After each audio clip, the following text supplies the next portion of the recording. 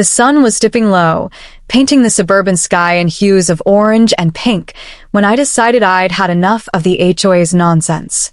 My name's Sarah, a single mom who'd moved to this cookie-cutter neighborhood in hopes of a quiet life for me and my son, Jake. But quiet? Ha! Not with Karen, the HOA president, patrolling like she owned every blade of grass. It started innocently enough. I missed one meeting, okay, maybe two, because Jake had soccer practice and I was juggling a new job.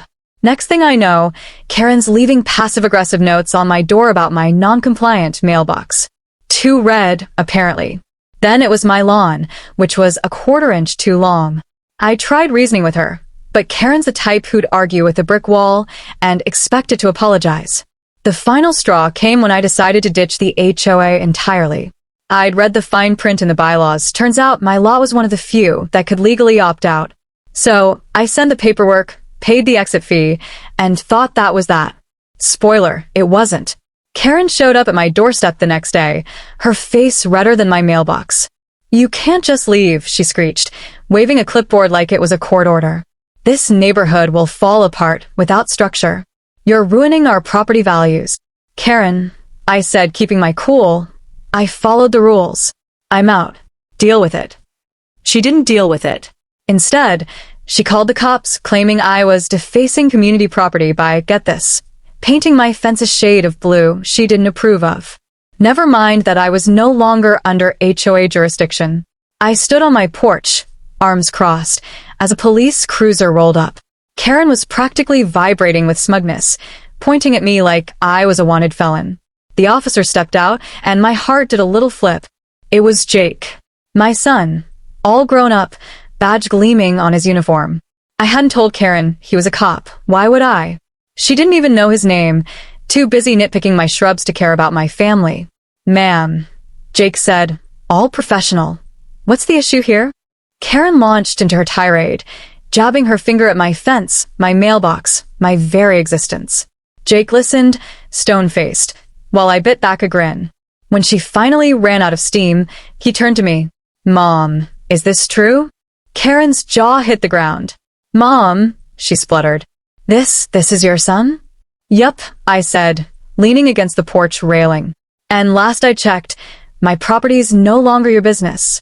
Jake pulled out his notepad, flipping it open with a flourish.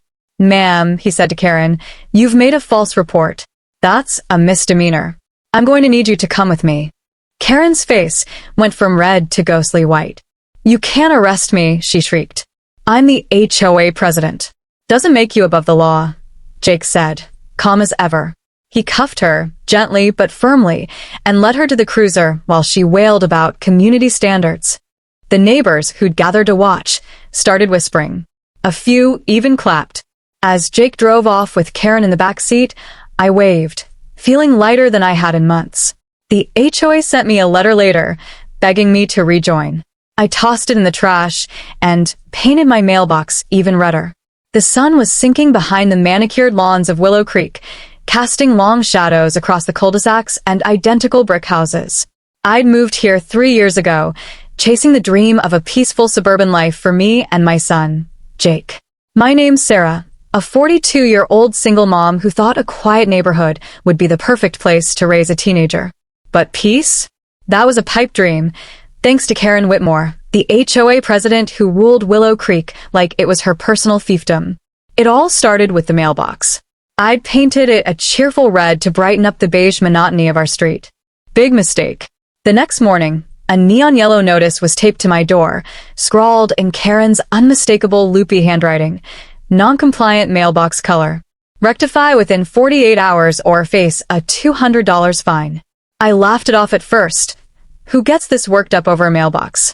But then came the emails, the follow-up notes, and the friendly reminders at my doorstep, each one more condescending than the last. I tried to play nice. I showed up to an HOA meeting, bleary-eyed after a 10-hour shift at the hospital where I work as a nurse.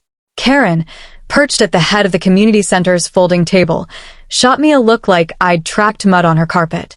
"Sarah, your lawn is a quarter-inch over regulation," she said, tapping her pen against a clipboard. "And don't get me started on those unapproved petunias." The room of neighbors nodded like obedient minions. I bit my tongue and promised to trim the grass, but inside, I was fuming. Jake, my 24-year-old son, thought it was hilarious. "Mom, she's got nothing better to do than measure your grass with a ruler?" he'd say, grinning over his morning coffee. Jake had just finished police academy and started his first year as a cop, a fact I was insanely proud of, but kept quiet. Willow Creek wasn't the kind of place where you shared personal details. Karen had a way of turning any tidbit into ammunition. The petunias were just the beginning. Karen's crusade against me escalated. My porch light was too bright, my car was parked improperly, 2 inches over the driveway line, and my recycling bin was unsightly because I'd left it out an hour past pickup. I started to feel like a prisoner in my own home, tiptoeing around her rules to avoid another fine. Jake kept telling me to fight back, but I didn't want the drama. That is, until I stumbled across a loophole. I was cleaning out my home office when I found the original HOA bylaws buried in a stack of moving papers. Tucked in the fine print was a clause. Certain lots, including mine, could opt out of the HOA entirely by paying a one-time fee and submitting a formal withdrawal.